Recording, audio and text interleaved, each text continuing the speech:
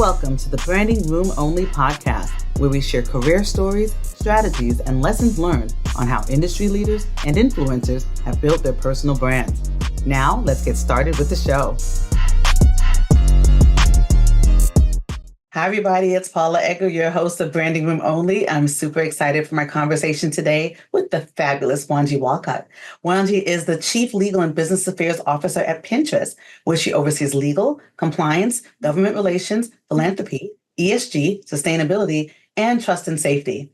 In addition, Wanji is the chair of the board at the Minority Corporate Counsel Association, MCCA, and also serves on the boards of the Chicago Botanic Garden, the Economic Club of Chicago, the Chicago Council on Global Affairs, and the Women's Board of the Art Institute of Chicago. She is also a wife, a mother, and an avid golfer. Wanji, welcome to the Branding Room.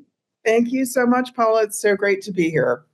Thank you. I had to take a deep breath and hearing all those comments. I sound busy. Yeah, that part. So tell me this. I start off my podcast asking everyone, what does a personal brand mean to you? Oh my gosh. Your personal brand, in my opinion, is kind of how people think about you when you're not there. So when someone says your name, what comes to mind? What do they think about? And the interesting thing about your personal brand is, I think first impressions matter here. And sort of that first thought that people have about you, it's hard to shake that. So, I have been very thoughtful about kind of like, gee, what is my brand? How do you shape your brand? And I think your brand can evolve over time, but I think what's difficult to do is to do a complete 180. So if your initial impression upon people is terrible, I think it's really hard to turn the ship. So people should be thoughtful about that. Agreed 100%. So that being said, how would you describe yourself in 3 words or short phrases? Oh, wow. 3 words or short phrases. Caring. Funny, thoughtful, and energetic. I was going to say every single lawyer is like, and I got one more. I love all of those things. I like to see when it aligns with what I was thinking. All of those, but thoughtful definitely comes to mind. I think of you as someone who has their thinking hat on, right? They're going to put care into what they're going to do and say, which is a good part of branding. So thanks. Can I share a funny branding story? Sure, please. So a long time ago, around 2000, I'd say 4 through 8, I endeavored to and successfully trained and ran the New York City Marathon in 2004, 5, and 7. Wow. So I would say after 2007, I thought, you know what, I'm not going to do this in 2008 or 9, and I haven't done it since. Mm-hmm. But my brand by 2007 was synonymous with the New York City Marathon. So much so that even years later, 2015, 2019, people would say to me, oh, are you going to run the marathon? And I would say, no, not this year. But it's just an example of how you just become associated with something because of actions you've taken or things that you've said or done that just kind of sticks with you. Now, that's a positive thing to stick with me. It's great. I wish I could run the marathon. Right now, I would say I'm nowhere near in a position to do that. But it's just something that stuck with me. And it's so funny that people I work with, even way back when, will say, oh, are you still running marathons? I'm like, it's so true. And I love that example, especially because we just had the New York Marathon here recently. And I go out and chair every year. It is, for me, one of the most fabulous events ever because it brings New Yorkers together. But it's true. It's something that it takes, think about the branding pieces that come from it. Determination, strength, endurance, resilience, right? Like all of those things are good. And so to be aligned with that is not a bad thing at all. Right? But I feel like a bit of an imposter at this point since it's been some time since I did it, so it's true. Period. I love that story. Tell me this. Do you have a favorite quote or motto that you like to think about or reflect on? Yeah. So my kids will tell you, and people who work with me will tell you that I've always said, to whom much is given, much is required. I firmly believe that. I think that's something that has been passed down to me by my parents. And I firmly believe that. I feel so much of us, if we are fortunate enough to kind of work in these spaces in which we work, we are very, very blessed. And I think because of that, comes a certain level of responsibility and undertaking that we all must lean into. I 100% agree. That was drilled into my experience by my parents and everybody else as the child of West Indian immigrants. It was Me like too. next Ditto. next Yeah. up, right? So Yeah. tell me this: do you have a hype song? And this is for me is two different things. It's either the song when they're going to get full Wanji coming in the room, what song is playing in your head, or if you're having a bad day, which song do you need to pick you up? And it could be the same song or two different songs. Yeah. Bad day or tough day, I would say the song Lovely Day um, Mhm. is really just a song that makes me feel great. And then I would also say Jill Scott Golden because it's a song that when my daughters were younger, it would be like our female empowerment song, and we'd listen to it. My husband would be singing along, and it was just sort of like a very uplifting song for me as a woman and for my daughters, kind of sing together. I love that. Mhm. So tell me about this. Where did you grow up and how did that shape you? Yeah, so I'm first generation American. Both of my parents are from Guyana in Okay. South America, Mhm. and I grew up in Massachusetts. So, unlike many Guyanese people who come to the United States and kind of pass through Brooklyn, that did not happen. And, and it's funny, my husband is from Guyana as well, and maybe what drew us to each other is he did not pass through Brooklyn either. Hmm. His stop was Pittsburgh. Oh, For me, my dad came here and went to college, and he knew my mom back home. And when he finished school, sent for her, and they got married here. And then my dad got a job in Massachusetts, so we moved there. We lived in the suburbs, so I like never had a place in a city until 5 years ago. So I'm a complete suburbanite, and so we grew up in a place where it was not super diverse, but it was a neighborhood where, I don't know, there were, I would say, like white people with means. Now, where we lived was not the place where the white people with means lived. So we lived in like a rental community, oh, which was great, which had a little bit of diversity in it. But up until sixth grade, I was the only Black person in my school. mhm. From sixth through eighth, there was one other girl. In high school, I went to a small boarding school. There were, I don't know, out of ninth through 12, there were maybe 10, 15 of us tops. And there weren't a lot of us. So kind of grew up in an environment where I was always the only or kind of one of a few. And in terms of how that shaped me, I would say in my very early years, it was hard, right? You just wanted to fit in. And my parents were young relative to some of because I always went to private school. I don't sort of found myself in private school. And a lot of the parents were much older. Sometimes the dad was on the second marriage and, had kids who were my parents' age and then like little kids who were my age. And so my parents were young. They spoke with an accent. They were from another country. We ate differently. We listened to different music. We just did things differently. And so at the time, when you're between 5 and 10 years old, you don't really take pride in your differences. You just Mm. really want to fit in. So for me, I really just wanted to fit in. I wanted my parents to not speak with an accent. I wanted, I would always kind of like correct them when they'd say something. I'm like, no, you don't pronounce it like that. You pronounce it like that. And I just wanted to fit in so badly. And it's tough. You're the only Black person in your school. Your name's Wanji. Your parents have an accent, and your mom makes you like curry in a thermos for lunch when you just want peanut butter and jelly or fluffernutter, which is something my Right. kids still have never bought, you just want to fit in. But Mhm. over time, that helped me develop a bit of resilience because I learned how to fit in. And I think in my early years in learning how to fit in, maybe I sacrificed some of myself. But then over time, I developed a tremendous amount of pride in kind of where I'm from, who my people are, who I am. And so, but I still carried with me that ability to fit into situations where maybe on its face it wouldn't look like I would fit in, or with Mhm. people who might look at me and go, like, she doesn't fit in. And I think to this day, I still have that ability to fit in Mhm. while not sacrificing myself anymore, while being sort of authentic to who I am and wanting people to know kind of who I am, but still kind of like bridging gaps with people and fitting in. that resonates so deeply because I also am a boarding school kid in Massachusetts. I went to Deerfield Academy, I went and to Middlesex. see, we played y'all in soccer. And I always say I started to do inclusion work when I got to Deerfield because I was one of 20. And also I realized the power in the individuality and authenticity because there was so much sameness on the other side. Whereas to your point, with family from Barbados and Jamaica, I was in Brooklyn. So again, that was like the normal. But I still, when I was transitioning into those spaces, it was like, okay, don't say anything when we get here. just let me do the talking. I got this. I know how to code switch. We're good.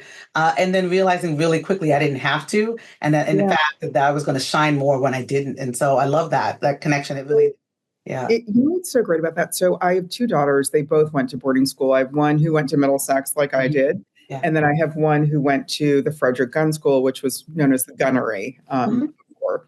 And it's funny, there were times where, looking at my own parents, I saw how I perceived other parents treating them, maybe treating them like other or like they didn't belong.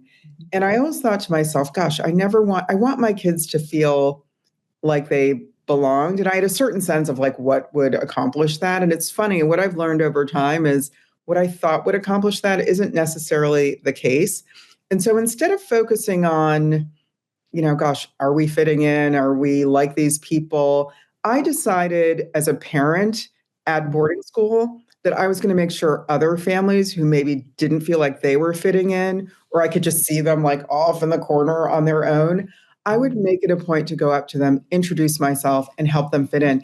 And it was easy to do because at the time that my kids were in boarding school, I was on the board of trustees of both of their schools while they were there.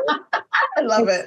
I would just like walk over to a table of like a couple or mom or dad sitting alone. And I'd say, hey, I just want to, and they'd kind of be taken aback, like, why are you talking to me? Do you work here?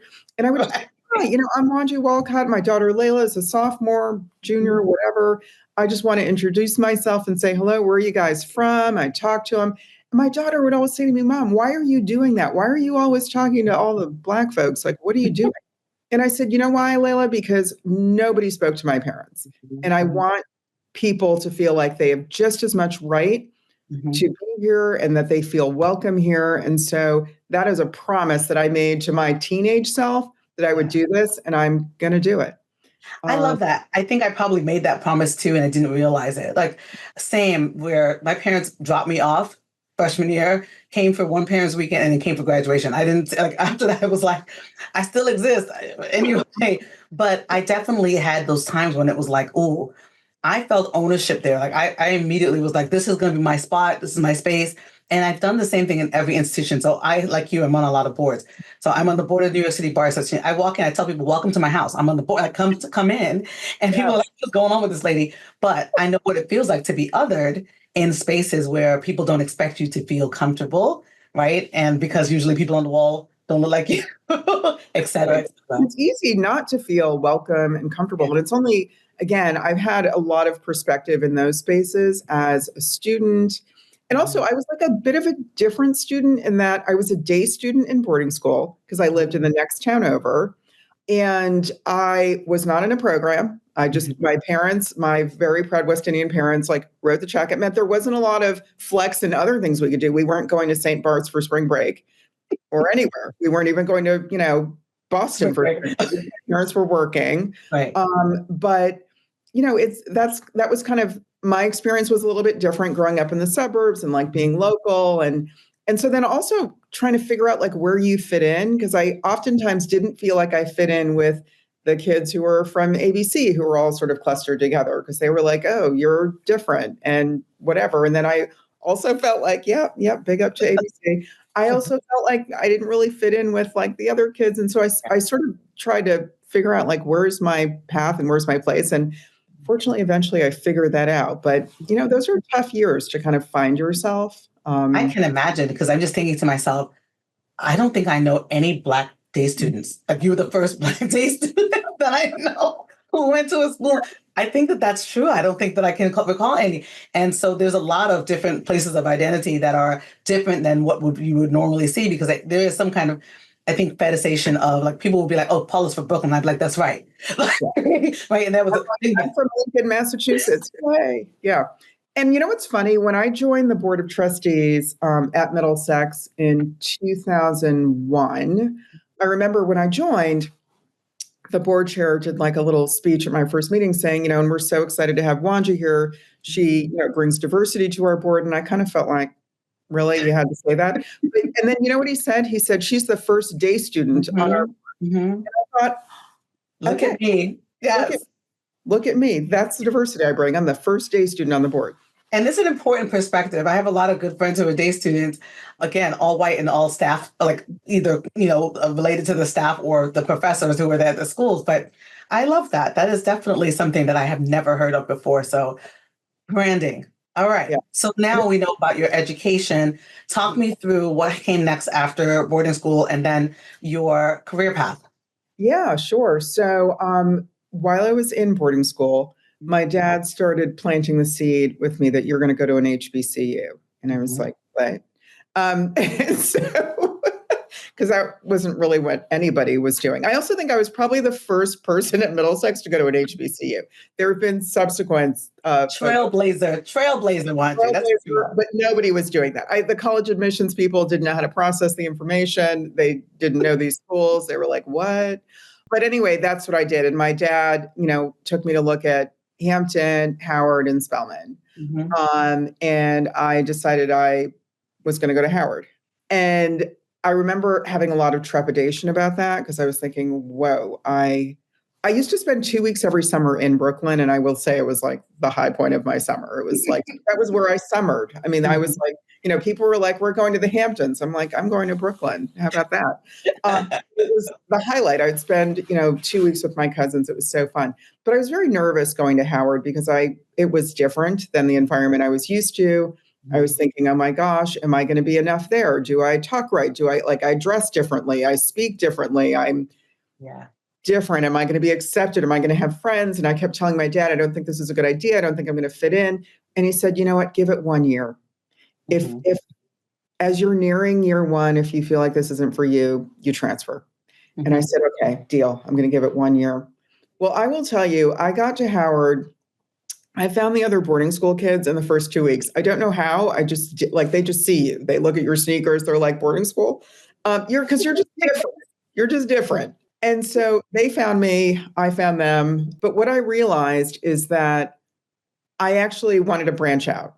I did not want to just stick with the boarding school kids. So it was a good starting place. I felt like, okay, I know these people, I get them, but who else is out here? And I would say Howard was so great because for the first time, I appreciated the diversity within our community globally and just meeting people from all over the world, from like every different state, you know, other countries. It was eye-opening for me. And it really shaped me and helped me develop such a sense of pride in the history of our people throughout the diaspora. And it was amazing. And so I was a philosophy major at Howard, which was also interesting. Why did I choose to be a philosophy major? My senior year at Middlesex in high school, I took a philosophy class and I was blown away. I felt like it taught me to think differently, to kind of question, analyze, examine. I loved writing the papers. I felt for the first time like I am really good at writing these papers, and my teacher's asking me to like help other people and to talk about my papers. And I thought, this is what I want to study. My dad came to this country on a government scholarship to study engineering. He was like, you are not going to be a philosophy major. That's insane. But I really, really wanted to do it. And so my dad had been telling me since I was 5 years old that I was going to be a lawyer because I was argumentative and opinionated. I talked too much and I talked back too much and all these things. And so I thought, you know what? I'm going to convince my dad that I should be a philosophy major and that this is going to help me prepare for law school. So I gave him my pitch, didn't work. But then I thought, okay, I have to go figure out who I can get to talk to my dad who has more credibility. So I went to the chair of the philosophy department and I said, look, my dad's visiting. I want to be a philosophy major. He wants me to consider something else. He doesn't believe in the merits of this major. Can you help me? And he said, absolutely. So I set up a meeting for my dad to meet with the chair of the philosophy department. I was not in that meeting. I don't know what happened, Paula, but after that meeting, my dad said, you can be a philosophy major. Wow. And I thought, But you were an advocate. You advocated for yourself. You came up with a strategy. Look at you. well, you know what? I knew it was important to me. I really knew I wanted to kind of take charge and study what I wanted to study. And so I was a philosophy major, and it was great. I like met so many interesting people doing that. For 5 seconds, I thought about pursuing a PhD in philosophy until I realized, like, nah, that's probably not the path. So I ended up going to law school, and I stayed at Howard, and I went to Howard Law School. And my plan was to pursue public interest law.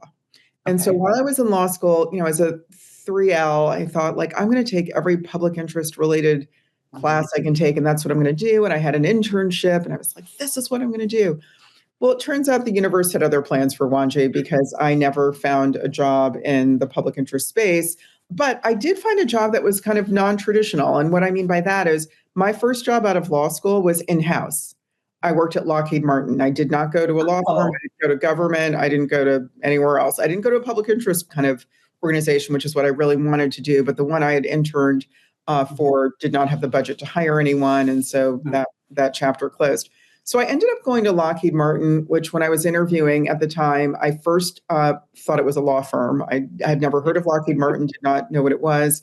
And, there was no Google. I couldn't figure it out. And then I figured out it was sort of like defense aerospace. It turns out when I was interviewing, it was a state and local government subsidiary.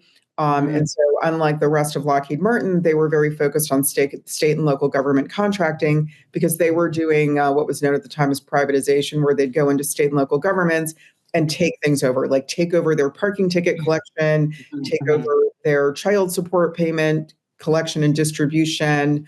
And what Lockheed Martin realized in the early 90s is that they would succeed better in the marketplace with an employee base that mirrored the people they were trying to get business from, which is state and local government officials, which looked many times like you and I. And so they made the case for diversity in the early 90s. So I get to that company fresh out of law school as like a green lawyer. And it was amazing. There were so many senior Black folks in that company, in our operating company. And I just thought, like, my gosh, corporate America is amazing. Look at this. It is beautiful. Super diverse. So diverse. And I'm part of it. And I love that job. I loved my boss. I learned so much. My boss at the time was the general counsel of our operating committee. He reported to a regional general counsel who reported to the general counsel. Okay. At the time, there was a lot of connectivity between all of the lawyers. We would have kind of regional kind of lawyer meetings. We'd have like the full on everybody in the company lawyer meetings. We had these smaller practice area meetings. So I got to meet a lot of lawyers, a lot of other like older Black lawyers, a lot of other lawyers. And it was amazing. And I worked for, I had a boss, his name is Bob Downing, white guy who kind of grew up at Lockheed Martin. He started in a non-legal job and then ended up going to law school while he was there and ended up being the general counsel of our operating company. And I remember during my first year-end review, after I'd been there for a year, he was such a good boss because he would tell you, he'd give you real-time feedback. He'd say, you came with me to the meeting. We were talking before, you shared your opinion, but in the meeting, you didn't share your opinion. Why? And I'd say, well, I don't know. I felt like nervous and like you were there and you would say it. He's like, no, people need to hear you. You need to speak up. Don't just talk just to be talking. Don't be that guy. But if you have something to say it. Do not hold back. And do not feel nervous or embarrassed or wondering whether your idea is a good idea about it. He's like, just say it and you'll get more comfortable over time. So I followed that advice. So at my year-end review, he was like, you're doing a great job. Do more of this, less of that. But everything's going well. And he said, one day you could be the general counsel. And I thought, you think I could I said, you think I could do your job one day? He goes, no, not my job. He goes, you could be the general counsel of all of Lockheed Martin one day. And I went, what? That's insane. I was like, that's crazy talk. But I walked away from that meeting and I remember going home thinking, oh my gosh, if Bob thinks I can do it, maybe I can do it. And it kind of planted a seed in me that I kind of carried forward. And so from there, just very quickly, I left and went to a software startup company because it was now like the late 90s and that's what everybody was doing. And I was like, I'm going to strike it rich at a software startup. Did that, did not strike it rich at all. Realized more of a big company person. From there, I decided, you know what, I need to go back to a big company legal department. I met a recruiter who basically changed my life. She said to me, to get the kind of job that you want in a big company law department, you need to work at a law firm. And I thought, are you sure? Because I didn't do that. I kind of skipped over that. And she's like, no, I'm sure. And I listened to her. And so I went to Shaw Pittman, which is now Pillsbury. And she also helped me figure out kind of what kind of lawyer I was, because at Lockheed Martin, I was a generalist. And she's like, what's your practice area? And I said, I'm a generalist. She's like, that's not a practice area. Right. So, after talking with me and meeting with me, she's like, you're a technology lawyer. She's like, that's what you spend the bulk of your time doing, technology transactional work. And I thought, yeah, I'm a technology lawyer. So she sent me out on interviews with a bunch of law firms in their technology practices. And I ended up choosing Shaw Pittman because they had like a breadth of different clients and matters in their technology transactional department that I thought, like, I want to be a part of this. And so I did that for 4 years. And I knew that was a temporary thing. It was sort of like going back to school. And it really was like going back to school because I really honed my legal skills. What I think I learned at Lockheed Martin was to like navigate a corporate environment and develop relationships, get things done. But what I learned at the firm was like really how to be a lawyer. Technical stuff. Just the technical skills and abilities. And so after kind of 4 years, I decided, okay, I want to go back into a kind of corporate law department and figure out how to become a general counsel. But at the time, it was right after 9/11. And so it was not what it was before, which is you call a recruiter and they send you out on 7 interviews. It was you call a recruiter and they call you back and tell you they have no jobs. Right. And so it was post 9/11. I'm sort of heads down, trying to figure out how to get out of the firm, but there's nothing out there.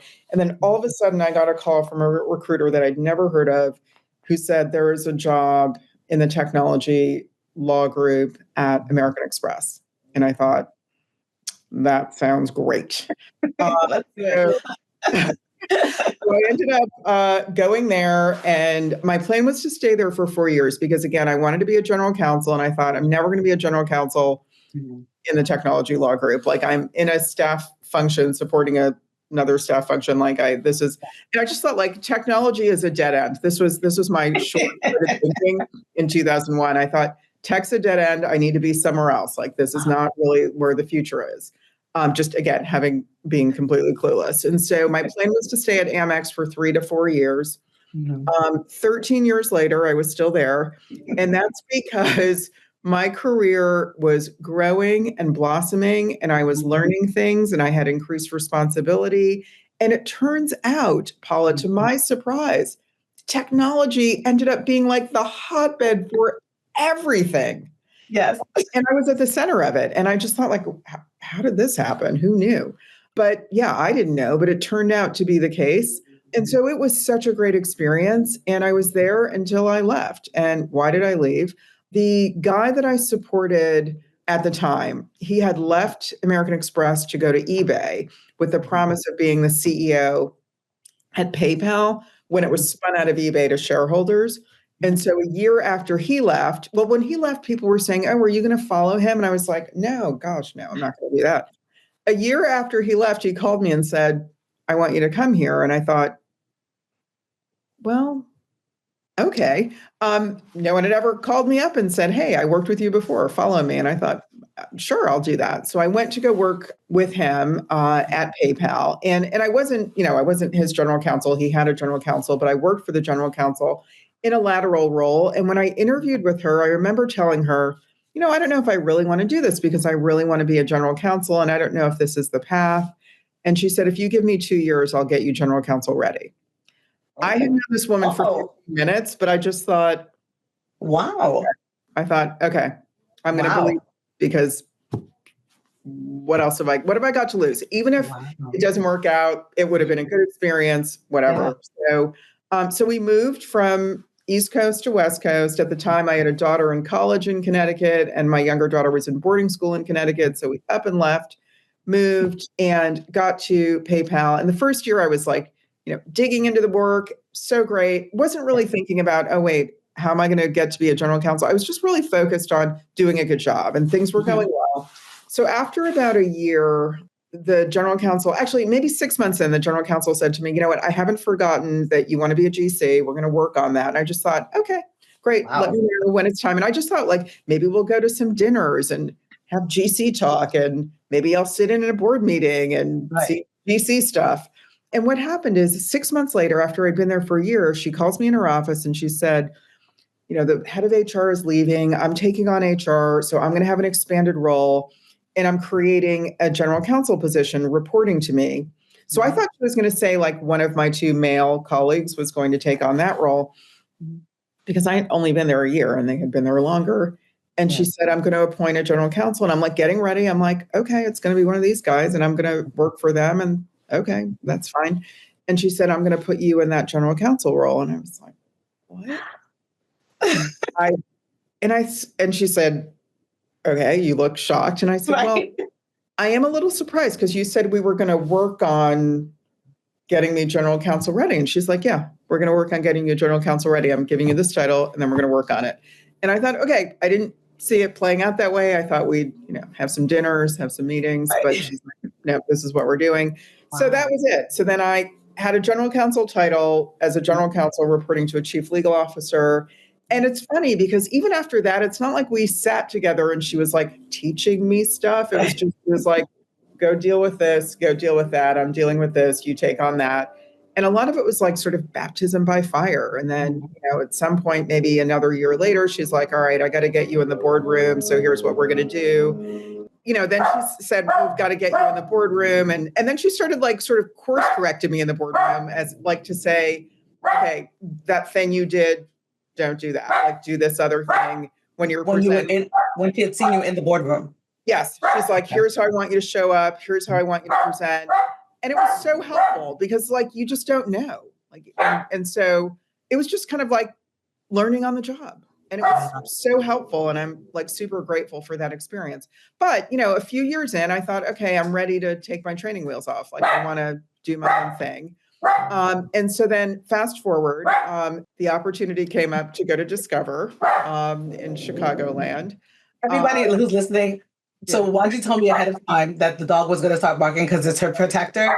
And I said, let the dog do what the dog's going to do, because anything else, y'all know that, listen, it is what this is life. This is real life. This is what we do. The dog is barking. It's all good. I thought about locking him in the bedroom, and I just said, as dog mom, I couldn't do it. So here we are. So in any event, opportunity came up to go to Discover as the chief legal officer. And I thought, okay, this is what I'm going to do. And so I did that, and we moved to Chicagoland, which is where we still are. And I did that for about 4 years. And then the former chief operating officer at PayPal landed the CEO role at Pinterest. And I shot him a text just to congratulate him because, like me, he had these aspirations. I wanted to be a public company general counsel. He wanted to be a public company CEO. So I called to congratulate him, and he said, hey, can we talk later this afternoon? And I said, sure. And we got on the phone, and he said, I have a crazy question to ask you. And I said, what? And he said, would you consider coming to work for me? And I thought, 100%, that is not a crazy question. So I left Discover and went to Pinterest to be the chief legal officer. After being there for about 7 months, he said, I need to expand your role. I need you to take on some other stuff. And then it just has kind of snowballed from there. But all those commas in the beginning of my conversation. Yes, that's how we got all those. So it's not like I went in saying like, I need all this other stuff. Just to like actually give you more details on that. So when he hired me to look after legal, compliance, and public policy or government affairs. So I said, great, because I'd done that before. It's similar to, minus the compliance piece, because in financial services, that's kind of separate. But I figured, okay, those all fit together. I can do that. Sometime during the month between the time I accepted the role and started working there, he reached out to me and said, look, we just had an org change. I need you to take on, what did he call it? He called it public affairs. And I did not know what that was, but I just said, that sounds great. And I just figured it out when I got there. So that's a branding point, though. There's two things I want to pull out. Yeah. One is that you've had two people call you to say, I want you to work with me. And it says that you have a brand that people have been able to see that you do the work and that they can trust what your work product. And then also you said, fine, I'll do it. Like, I'm gonna figure it out. Which I tell people all the time, look, if you're in the seat, you're in the seat. You got like then you will figure out. You will learn by fire, but you will learn. And Yeah. that is a point where people think of you as a leader because you're not scared of what the possibilities are. And actually all those commas means that the next thing, whatever that is for you, like it's you've got all these bullet points under there in terms of what you've been able to do. You can do it. And so, it's funny. I then got to the company, figured out what public affairs was. And for us, it was kind of managing and looking after our relationships with our civil society partners, which is really very important and core to a lot of the work that we do around ensuring better mental health outcomes for all people, including youth. And also just the work that we're doing around being the positive corner of the internet and to really kind of just inspire people to live a life that they love as opposed to like having them just doom scroll and watch kind of stupid cat videos, but to really kind of discover things in our platform and then go out and do them or buy them or what have you. So took that on. It all fit together. It sounded great. A few months into my time at Pinterest, there was a NBC.com news article that came out. This is all public about how bad actors were on our platform pinning, otherwise innocuous pictures and, sort of being inappropriate.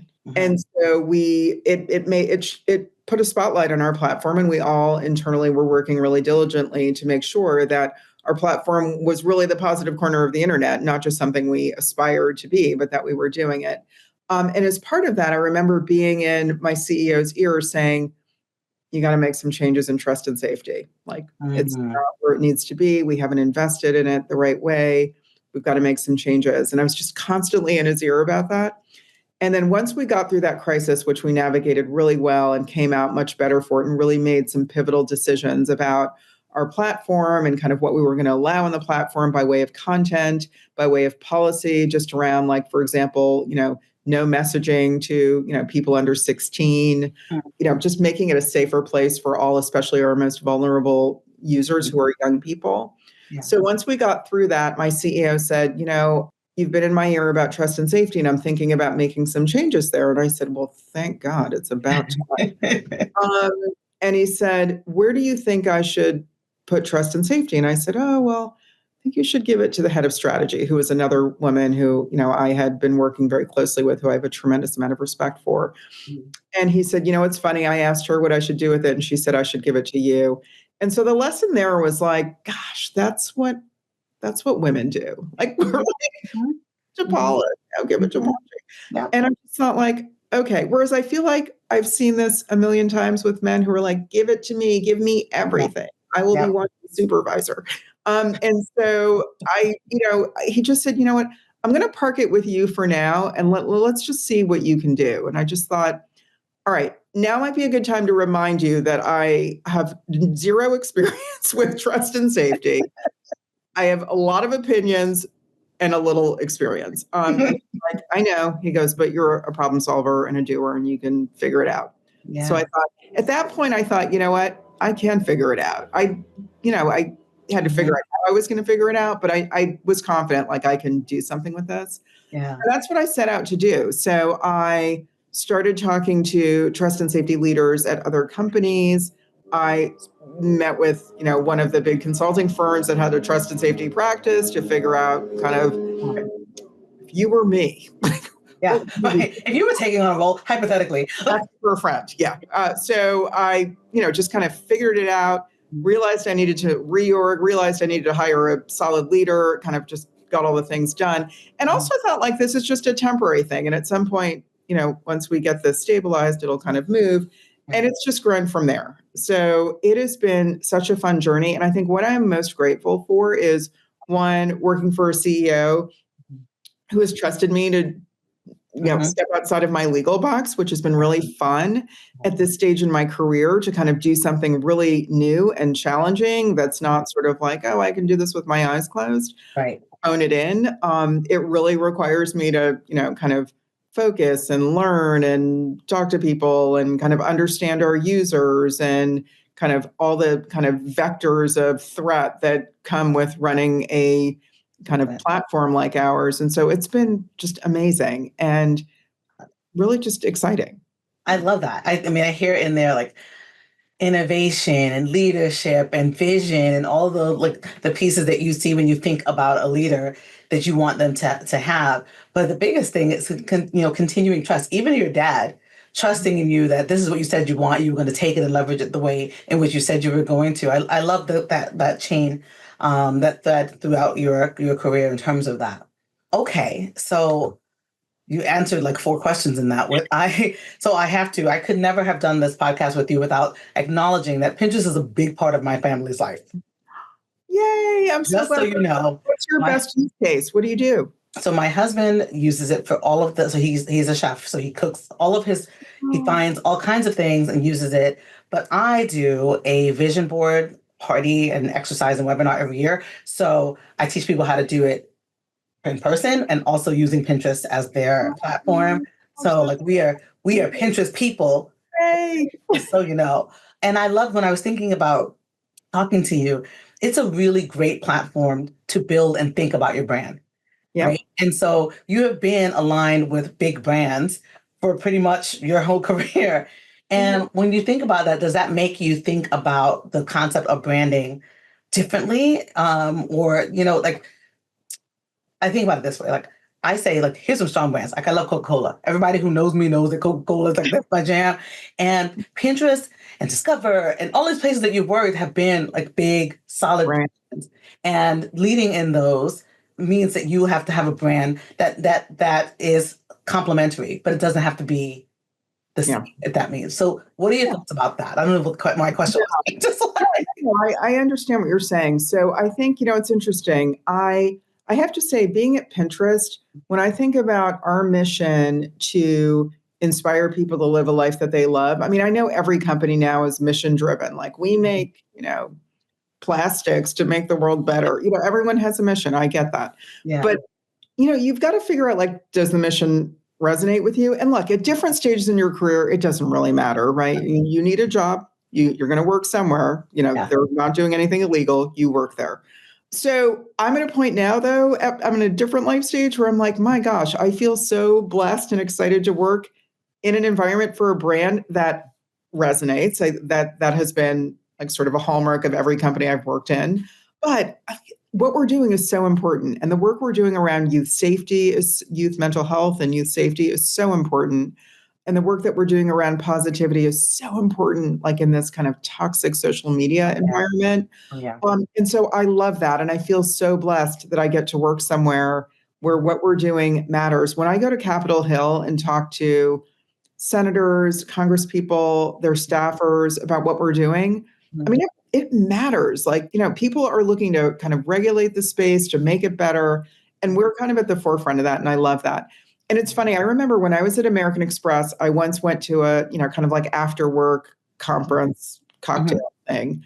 Yeah. And they gave me, you walk into these things, they have like a table with all the name tags, you get your name tag, you put it on. So I remember talking to someone and someone said, I'm making it up. Like, what does TPC Corp do? And I said, I'm not sure. What is that? They said, well, don't you work there? And I said, no, I work at American Express. And they said, oh, your name tag says TPC Corp. And I looked down and it said Wanji Walcott, TPC Corp. And I said, I don't know what that is. And then I spent the rest of the night walking around with people saying to me, what is TPC Corp? Right. Saying, I'm not sure.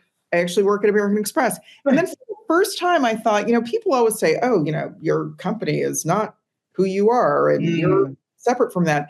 And then I thought like, I don't know if that's true. Like I have a certain amount of pride in working for American Express. And I'm not saying it's, I am American Express, but I do take pride in that. And I do like to go to the conference and have people say, oh, wow, you're with American Express. But here's the thing. Sometimes, people would say, oh my gosh, I love American Express. That was my first credit card. Or sometimes people would say, I hate your card. I was at a client dinner, card got declined. Oh no. Usually it's because bill wasn't paid, but card got declined. And so they had a bad experience with the brand. Terrible. I have to say, since being at Pinterest, I've not had anyone who's had a bad experience. Everyone is like, They light up. They're like, oh my gosh, I use Pinterest for fill in the blank. Here's the craziest use case. I shouldn't say it's crazy, but I just did. Yeah. Craziest use case I've heard. I met a young woman a couple of years ago and said, I work for Pinterest. And she said, oh my gosh, I love Pinterest. And I always ask people, what's your use case? She said, I used it to study for the bar exam. I said, I'm sorry, excuse me? Oh. She said, I used it to study for the bar exam. There are outlines on Pinterest. And I said, I hope you trust and verify. Right? Exactly. This is my disclaimer. I cannot admit or deny that those are correct or should be used to study for the bar exam. But I just thought like, okay, you win a gold star because she passed the bar exam. I said, you win a gold star because you passed the bar exam. And I've never heard of this use case before. And I did not know we had outlines on Pinterest for the bar exam. And I don't know how you found those or why you thought to come to us for that. But I mean, yeah, like, I do a lot of goal setting stuff. My husband does the food thing. He used to have a cheesecake company, so he would look at designs for like how to design the cheesecake icing. So he is like through and through Pinterest. I know to get when I'm doing my vision, but it is, I don't think I've had anybody. Everybody loves it because it is, and I never heard the tagline, the positive corner of the internet, but it makes a whole lot of sense in terms of that. And so I hope that anybody who's listening who has not tried it out yet goes and checks out because we need positivity. And we want you to come discover stuff and then go do it. We don't want you to just like scroll on our site for 8 hours. Like we want you to visit regularly and get inspired. So like I'm decorating my house for Christmas now. I'm like going to go there for vacation. You can see on my bookshelf, my books are it's color coordinated. That was a Pinterest idea. It took like 6 seconds to bring that to life. So I did notice that. You get the idea, then you go do something, which is I love that. I did notice that. So yes, everybody who's listening, come and look at the YouTube so you can see the color coordination of the bookshelf. I love it. There's, I don't know. I get some level of inspiration from, I think, being associated with a brand. And again, it's not like I handpick these brands. A lot of them, I explained to you, I was sort of stuck at the firm waiting for something to happen. And then American Express came along, which, that was just a lot of timing. Serendipity. Yeah. So speaking of things that you're involved in, you are on a lot of boards. Yeah. Talk to me about why board leadership and board participation is important to you. Yeah, so it's such a great question. So I remember when I first graduated from law school, I don't know, I just felt like I've got to get involved in like civic activities. Like I wanted to do something. And so I joined my local chapter, the local NAACP chapter in my town. And I mean, I used to take my daughter, she's now 30. I used to take her to these meetings after work, picking her up from daycare, and she'd be in her pajamas at these meetings. I mean, it was just important to me to kind of do something in my community to give back. So fast forward in moving to Chicago, we moved here. I had been to Chicago maybe 6 times on business. My husband had been here once on a college visit with my daughter. And so we didn't know anybody here, and we didn't know anything about this place. But I know like one way to really kind of patch into your community is to kind of get involved civically. And so it kind of started there, just kind of getting involved with a few different organizations. Then you meet people. Then next thing you know, they're like, do you want to be on this board? And then you say yes too many times, and then you have a lot of commas in between all the things you're doing. And so for me, it's been great, though, because it's been a great way to kind of have an impact, but also get to know people and just to kind of like learn about what's going on in this great city of Chicago, which is just an amazing place. And so for me, it's been great. I can't imagine not doing it. I caution people to not take on more than you want to take on and to not take on things that you are not interested in, because, you're going to have to read some materials, go to some meetings, chair a committee, whatever you may be asked to do. And you want to make sure if you are being asked that you can actually, joyfully give of your time and talents to support these things. And so it's a really good point, because fundraising usually has to do with when you're using who you are, your street cred to get to fundraise and invite to do stuff for the organizations. Yeah. I tell people all the time, if you're going to Chicago, and then you have to know my BFF, Sonia. That's it. 100%. Well, yes. And of course, I know Sonia. I knew a few people coming here who were here. She's certainly one of them. So yeah, it's such a great place. It's a great, great city. And that's why I actually work in San Francisco now, but we're still here. So, That's the home. That's the homestead now. It's the homestead. Well, it's sort of, but yes, we're still here. I'm actually a Florida resident. It's complicated, but we still have a home here because my grown kids are now here, and my husband loves it here. It's been a blessing. It's been really good. My dog loves it here. Chicago's awesome in the summertime. Yes, it is amazing. End of June through October, fantastic. Yes, I'm a fan of it that time. Well, I knew this conversation was going to go by quickly, and it certainly did. Tell me before we end, I have a couple more questions for you. What do you do for fun? I know the answer to this, but I want to know. I'm a golfer. I play golf for fun. I play with my husband. My younger daughter is a golfer. I play with friends. I love it. It is challenging. I've met so many people and spent time with people who I wouldn't otherwise know or spend time with. It's amazing. When did you start playing golf?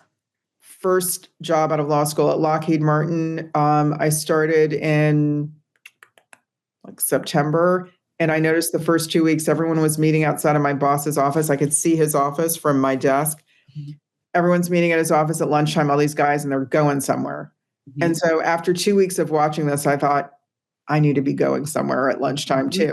So I walked over to my boss and I said, I noticed you guys are going to lunch every day. I'm going to start going with you. I'll see you tomorrow at 12.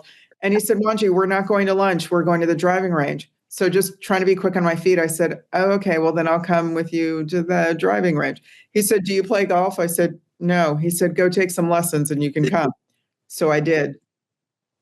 I'm really glad I asked you that question, because that's just another point showing that you're like, you're not going to leave me out. I'm going to fit in. Well, here's the thing. Got to fit in, because guess what? On Fridays at 1:00, they're gone and they don't come back. And I'm like, how do I get on that program? Right. I'm like still in the office. I'm like, how do I get on that program? So how I got on that program was I took some golf lessons. So my mom's neighbor was a golfer, and I knew that. And so I asked my mom, I said, can you ask, Miss Pam if I can talk to her about golf? So my mom had us both over, and Pam was like, you know what, let me go in my garage. I'm going to give you these clubs, everything you need. Do not buy anything because it's expensive. You don't know if you're going to like it. Take some lessons. She told me where to take lessons. I signed up with this woman, Dottie Giesler. She was my teacher, took lessons with her. Dottie Giesler got me connected to some other women who had just formed a kind of, now it's a national group. I think at the time it was called the Executive Women's Golf League or something.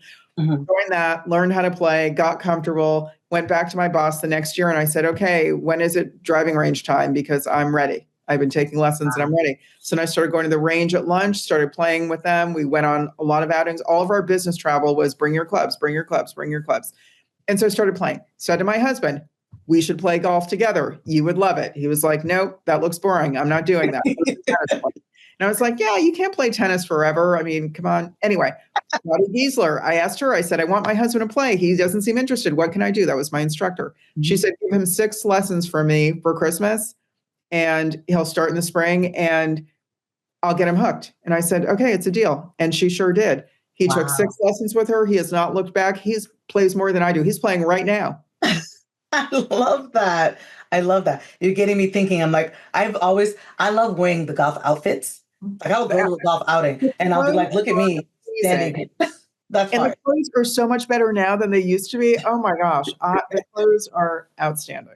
Yeah, I'm an outfit wearer, but I think I have. You've inspired me. I feel like I need to do this also because I don't like to be left out. So I need to be where everybody else is. I don't want to be left out. So now I'm not left out, and it's great. I love it. All right. So on my podcast, I ask everyone the same 2 questions. One is this: what is one aspect of your brand that you will never compromise on?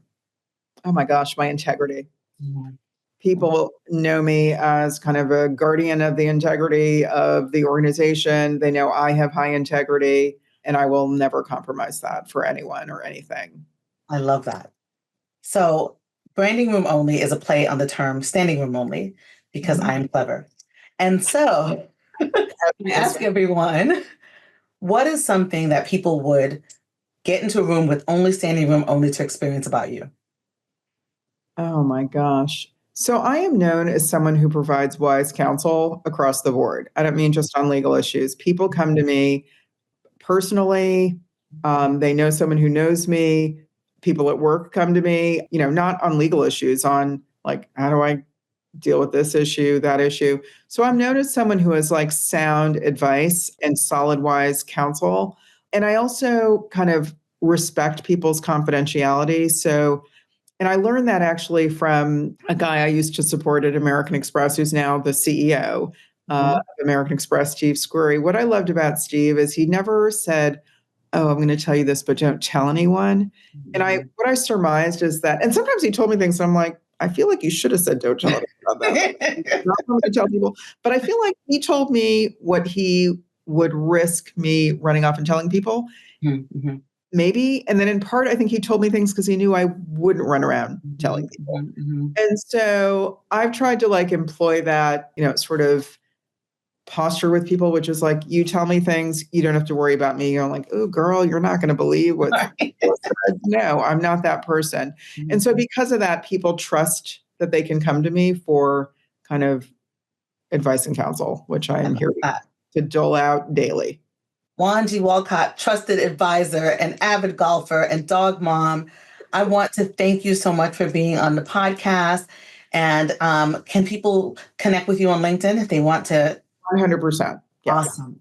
Everybody tell your friend who knows somebody who needs to talk to somebody, to hear somebody about how to become a trusted advisor and how to take risk and set a goal and get it. I love this conversation. Thank you so much for being on the podcast.